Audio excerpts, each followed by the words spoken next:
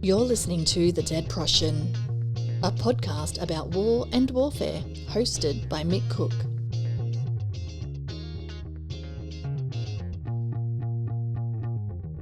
Now, how does a nation go to war? How do they prepare to go to war?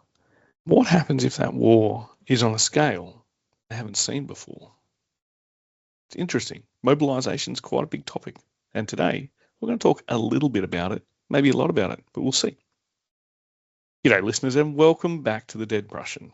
My name's Mick.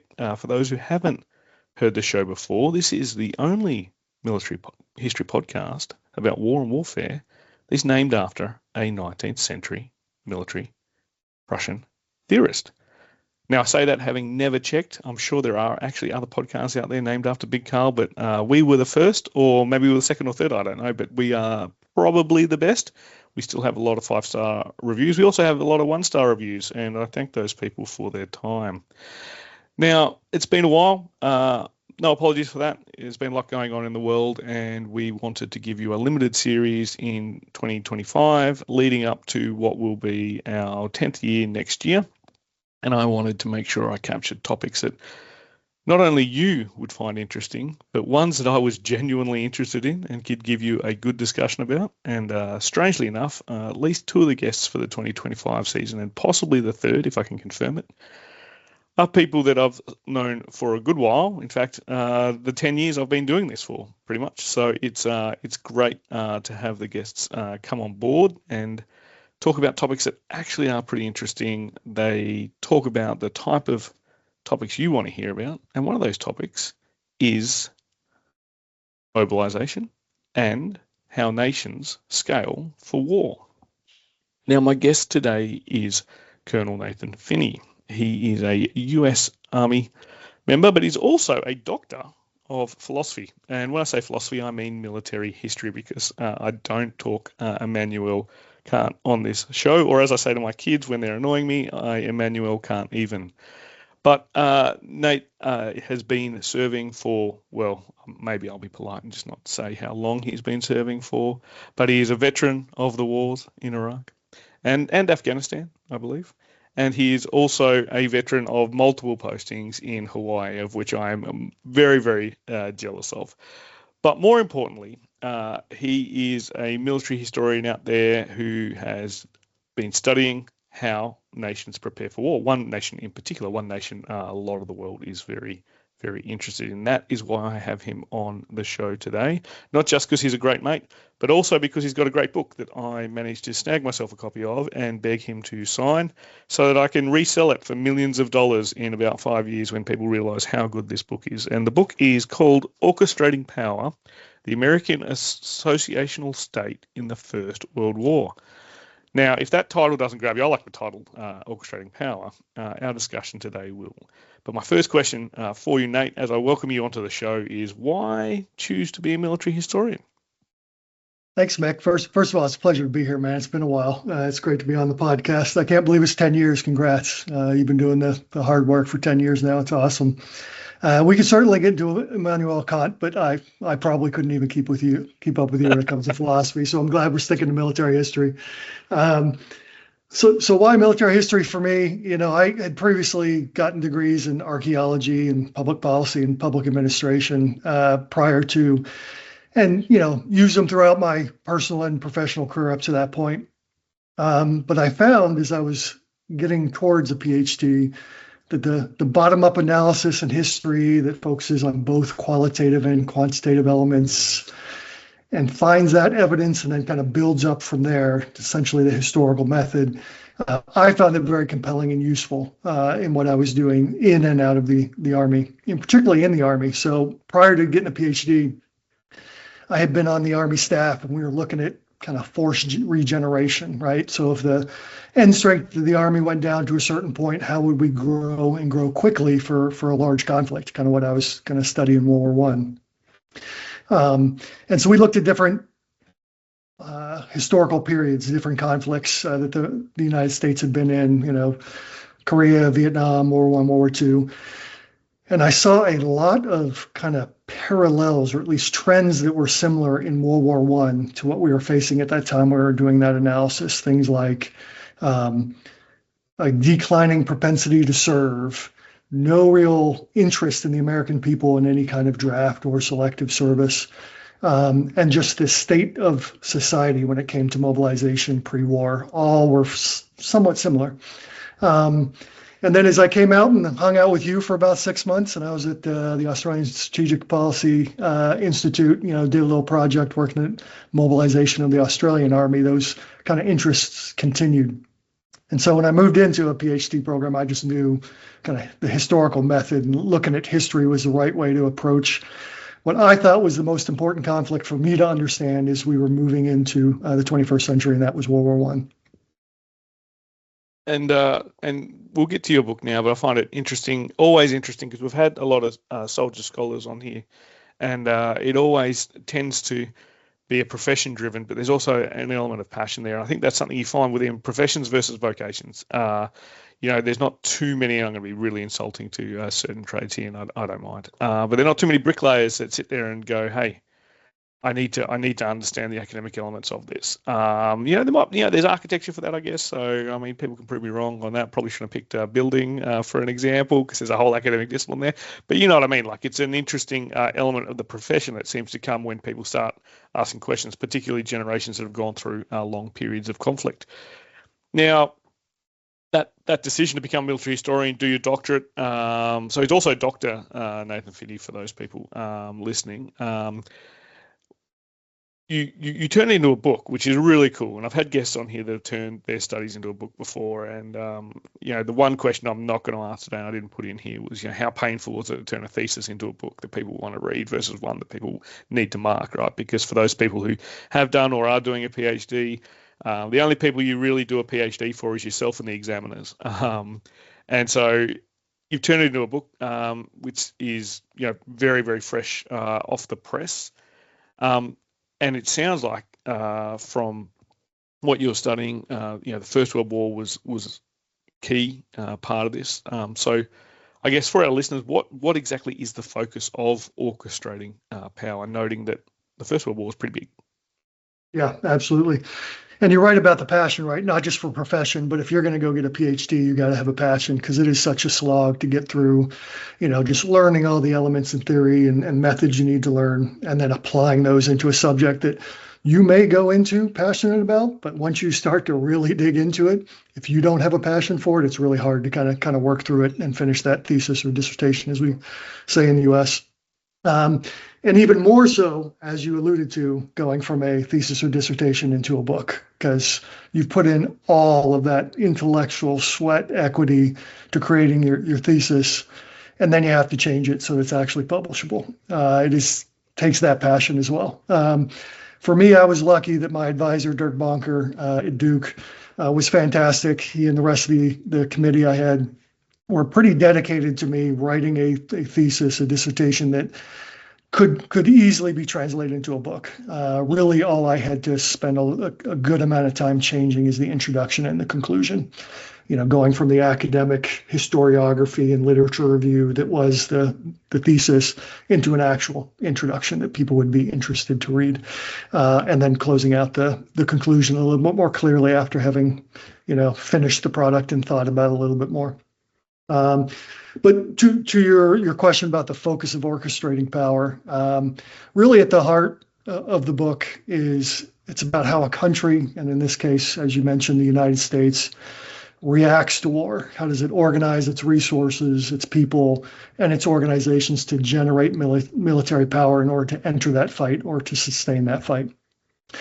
And so for me, looking at the United States, the answer ended up being much less about the military, actually, and much more about the externalities that underpinned, resourced, and shaped the military as it responded to the wartime mobilization. In particular, as I was doing my research trying to figure out how the mobilization happened, I started to zero in on a series of organizations called the Councils of Defense.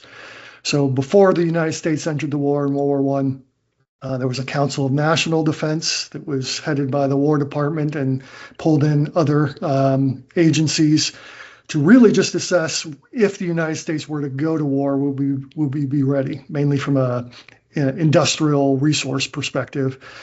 And then as we entered the war, that became much more of a organizing entity, and they created at the state levels different councils of defense that the states then tried to organize themselves around for mobilization to support the national policies being put into place. And so those state level organizations I found, were really integral to taking the federal intent and policies and applying them at the state and local levels to pull in the resources. Just the way the American state is organized, and particularly at the turn of the 20th century, was the national government didn't have a lot of coercive power. They could pass laws that created some coercion, but really the coercive power was at the state level, and the state governments being able to direct people to do certain things and push them to do certain things like resource conservation, enforcing a selective service or a draft, and directing people to do specific things for mobilization. It's fascinating to think about it, particularly as we go through a period right now of increased competition, and you see states, particularly a lot of nations in the West had been at war for 20 years, geared towards a completely different type of war than what the First World War was, and what could possibly eventuate if tensions keep flaring up in little areas. Probably not quite the scale in terms of the First World War, but certainly the nature and character of conflict are more similar to the First World War than what we've seen previously over the past couple of decades, which probably just going to go straight to the question now, because I'm starting to depress myself with the current state of global competition. But there's always positives, it doesn't always happen. That's something the listeners can hold on to. I've got my fingers crossed while I'm saying that. But one thing that's really interesting, and I think in the book, and this is my holiday reading, so I start this book on the weekend, ladies and gents, so I had to do a quick skim through. First I had to make sure I got it in time and mess Nate's schedule around so that I could do it once I had the book here, because I'll tap its cover so he can see it, know that it arrived. And also the listeners are like, he could have just tapped anything. Nate's not going to dog him in. But it's a really interesting area, how to generate military power, particularly in terms of people and material. So I guess one thing I'm interested in, hopefully my listeners are, but I don't really care if they're not, is what did you learn about generating military power in writing this book? Yeah, and honestly, that was like the initial question that got me into this topic, right? How do we generate power for the United States Army? And then as I dug into the case study when I was on the Army staff for World War I, and then obviously my dissertation was how do we grow? In this case, for the First World War, how do we grow from about 160,000 active forces and a few 100,000 really kind of National Guard forces to ultimately what became about 4 million soldiers, 2 million of which were sent overseas to France, right? How do we do that growth all within about 18 months? It is just a massive endeavor. Honestly, one metric that the Army used to throw out during the war in Iraq as we were trying to expand the military and surge into Iraq, one talking point that was used often was to create one brigade combat team. So, a couple thousand soldiers. How long did it take to create one for the Army in the early 2000s? And the answer was 3 years. Wow. So it's, thinking one brigade combat team, 3 years versus up to 4 million in 18 months, how do we achieve that? And that just boggled my mind. So it's one of the reasons I came to this project. And ultimately the answer is it took people, and people matter. Like there's no surprise there that how we organize the people to do things were ultimately what drove that capability. In my research in Orchestrating Power, the preferences and experiences of the people at the national level, at that Council of National Defense I mentioned, as well as like the War Department, Navy Department, they drove the intent in the organization. They're the ones that, with Congress passed the Selective Service Act that ultimately drove to generating at least the manpower, the capacity that was needed. But it was the people at the state councils of defense, that kind of filtered that. They worked towards the interests of the country as a whole, but only filtering that through their own personal and like network interests. The majority of the folks who were on those councils of defense were the political and economic elite of their states. Some of them were tied to the state government. Most of them were not. They had personal ties to people in the state government, like governors, but they were not typically in the state government. And so they filtered that through their personal interests. And that ultimately shaped the evolution of the governance during wartime to translate all those people and resources into military power for the war. And that need was great. I mean, this was the first time for the U.S. that they were mobilizing vast numbers of soldiers for overseas service through what was called selective service. So prior to that, with the exception of one case, whenever the United States Army needed to grow, it was a volunteer system where they would expand, recruit for the active services, and then they'd ask the states to stand up volunteer regiments. And that's how you get guys like Teddy Roosevelt helping run a regiment in the Spanish-American War. It's not a soldier, right? They just pulled everybody in. They gave them some uniforms and some guns, a little bit of training, and organized them into a regiment and then sent them to the front. This was not that. President Wilson and others deliberately tried to stay away from that volunteer regimental model, and that's why they created this kind of industrial draft. The last time and the only time prior to that it was tried was during the U.S. Civil War, and it did not go well. Just a lot of loopholes, a lot of riots, and people that did not want to be drafted into the war. And so this was, another experiment to do something differently that ultimately, what I find in the book, and most people find, was ultimately very successful. And then you certainly got that capacity of folks, but you also started to build in the capability as well, mostly after they got kind of drafted, put in units, and sent over to France.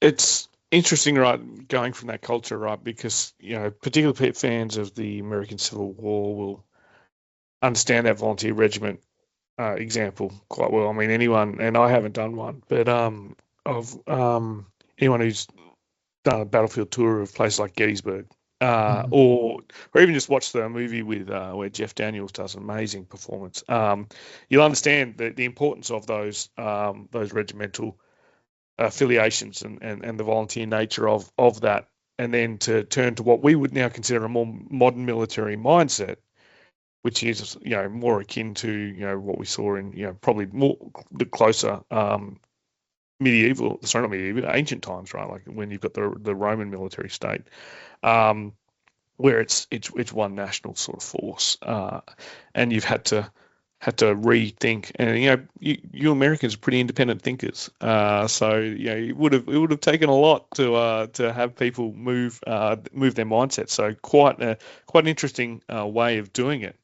Now, the next question I've got, listeners, I've actually taken two chapters of his book and jammed them into one question. So, look, Nate, feel free to talk as long as you need to on this. I know that I might be minimizing or being a reductionist here in trying to get them into the one question, but trying to keep to the 5-question format for our listeners. And we're not doing any premium questions for this show because I've decided that the juice is not worth the squeeze for the listeners. I don't want to put an ad in the middle of the show anymore. So I've jammed these two questions together. I understand that. I understand it's a big topic. Feel free to go big. Feel free to go small too if you want. But I'm really interested in what the politics of inclusion and exclusion are. And you mentioned this in the book, and as I said, each of these has a chapter dedicated to it. So for our listeners, what are the politics of inclusion and exclusion in terms of orchestrating power for the US in 1917, 1916? Yeah. So I appreciate you actually keying in on this, because there are really two main theoretical elements to this book, right?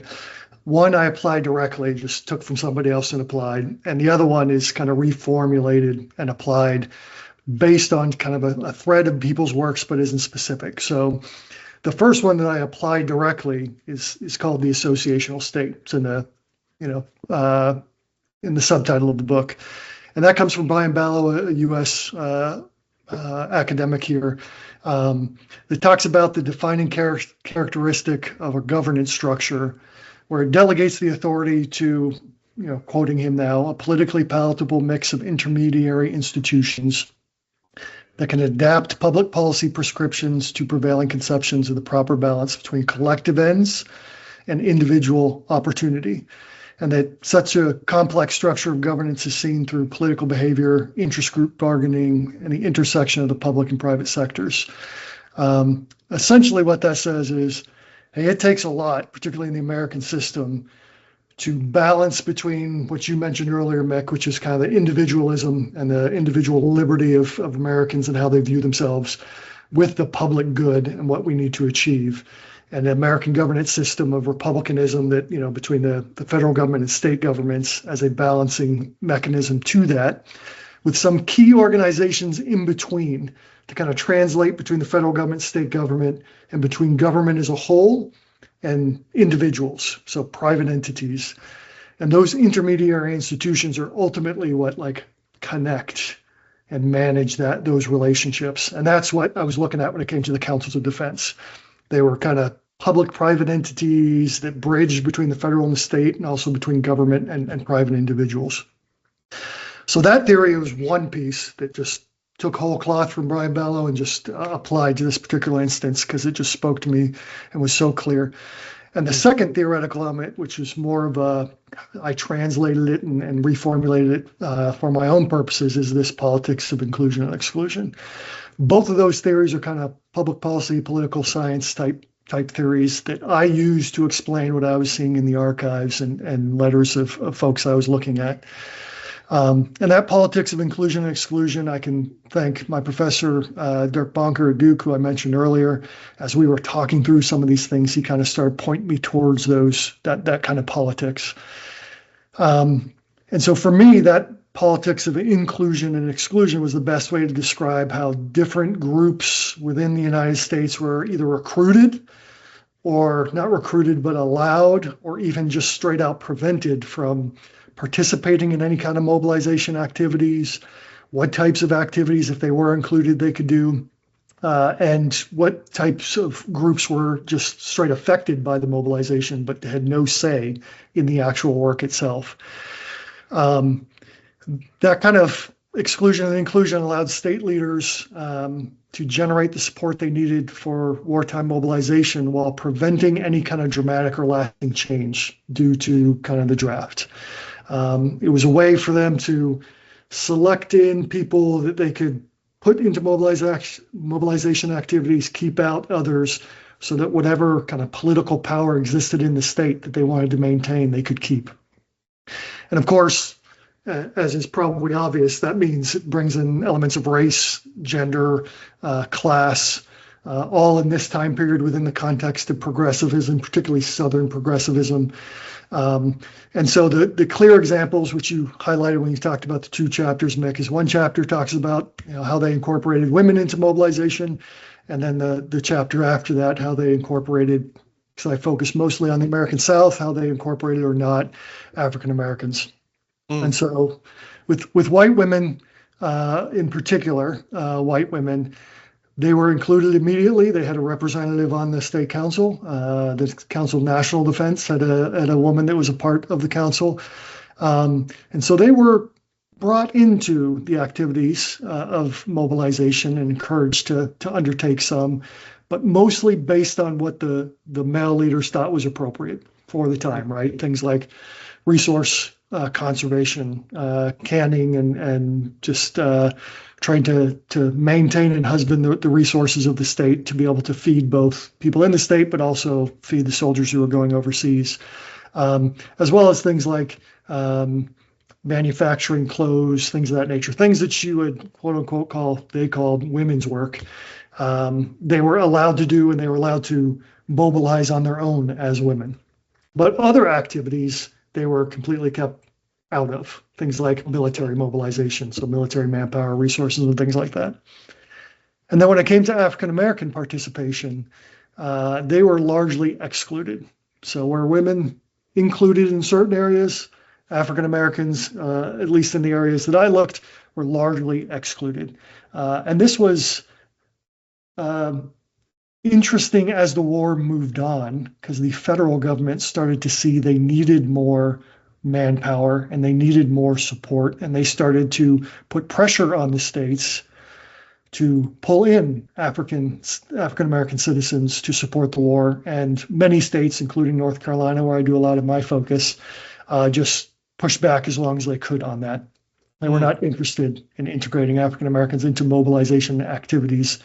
They would every once in a while pull in, token members of the African American community to be able to speak back to their community on select issues like ensuring African Americans were registering for the draft, resource conservation, trying to raise money through Liberty bonds and things like that. But they were not pulled into actual mobilization activities or allowed to mobilize on themselves. Ultimately, that inclusion and exclusion decreased the overall capacity and capability of the U.S. to mobilize. But to be honest, it did not inhibit the overall requirements. As you can see, moving up to 4 million soldiers getting drafted in 18 months. I mean, they met minimum and probably beyond minimum requirements to bring people into service, be able to train them, put them overseas, and support them overseas. And ultimately, what they wanted, it allowed them to maintain their political power, particularly at the local level. I'm definitely got some spoilers in there, but that's okay. I'm still going to read your book. But it's a fascinating look at how they went about it, and particularly how cultural influence political and statecraft, I guess, in terms of establishing the machinery for military power, because a lot of those reasons are cultural for why they did that. These days would call that a lot of the terms would be prejudice or bigotry. At the time, they obviously thought of things differently, and you get the opportunity lost, right? Although, to be fair, when the US did enter the First World War, it did a pretty good job. I think most of the world would acknowledge that. I still think France did a much better job, but they were in it from the start, so they had plenty of practice. But it's a fascinating topic, particularly, as I've said, with how the world sits right now, and a lot of nervous people out there. A few major conflicts out there also that are going through these orchestrating military power sort of cycles right now. And there, as always, history doesn't repeat, but it sure does rhyme. I think that was Mark Twain that said that one. Or maybe it was Samuel Clemens, who knows? But we'll see if the listeners can pull me out on that one. Now, here we go. I used to use the term the butcher's bill, but it's quite morbid saying that. But here is the final question for the show. It's a question every guest gets. Nate, you've been on the show a couple of times before. We've talked about your other book, Rethinking the Modern Military Profession, with Ty. Before on the show, you gave an answer then. If I was a good podcast host, which my listeners know I'm not, given this is the first time they've heard from me for a while, I would have looked it up, and I would have looked it up your earlier one as well. But I'm not going to do that. I'm just going to ask you because I'm not interested in past Nate. I'm interested in current Nate and probably future Nate. So right now, as part of the mission of the show, just like Big Carl, we seek to define war in as many ways as possible to understand its relationship with society, possibly how to end it. And by doing so, what we ask each guest to do is finish the sentence war is. So Nate, please finish the sentence. War so I will is. say I'm a good podcast guest in that I went back and looked at the 2 times I answered this before to make sure I didn't just repeat it over and over. And I did tweak it slightly to focus on the topic at hand, which is kind of mobilization and getting ready for. So war requires a nation to convert its potential energy, its people, resources, industry, and ideas into organized violence, forging power into motion. It is not merely the clash of armies, but the culmination of political will, economic strength, and societal endurance aligned toward a single national purpose. Wow, that's quite an impressive one. You did go back and do your homework. That's also one that shows that Nate knows that we no longer use Twitter that much, so we're not limited by characters anymore. Although I don't think Twitter's limited by characters. That's an interesting one. I'm going to have to listen back to that one a couple of times, I think, to understand it. You put your big brain into that, which is great. Listeners, it's been an excellent chat here. Hopefully you've enjoyed listening to it. Very important topic for our modern times, but also a fascinating historical topic when you get into the nuances within the book Orchestrating Power. Nate, thank you so much for coming on the show. Thanks, Mick. It's always a pleasure to hang out and chat with you. Now, listeners, you can grab Orchestrating Power, the American Associational State in the First World War by Nathan K. Finney from Cornell University Press, and you can also grab it on Amazon if you want, or you can grab it any sort of bookstore that has a link to it. Just Google it. But what I'm actually going to do is I'm going to provide you the Cornell link on the show notes, and then I'll also provide the Amazon link. I'm not the biggest fan of supporting super billionaires, but I know most of you, that's where you get your books from. So, I come to you where you eat. But until next time, listeners, grab a book, crack on.